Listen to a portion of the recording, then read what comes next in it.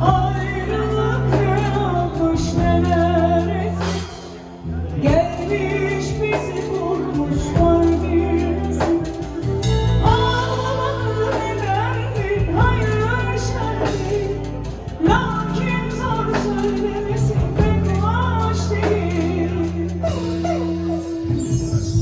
Çare yok ölmüşe olmuşa, ayrılık çıkmış aşk yollarından.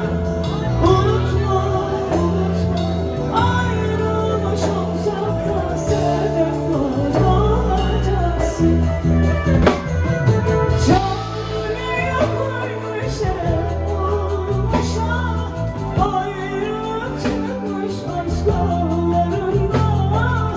Unutma, unutma, ayrılmış olsak da sebep olacaksın.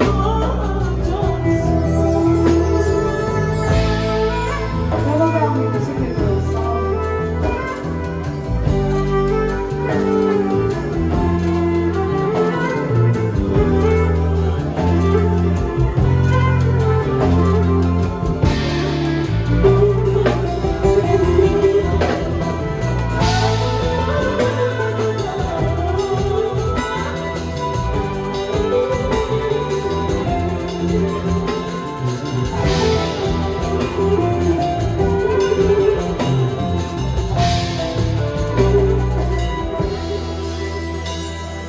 Sen orada, ben burada, bir çare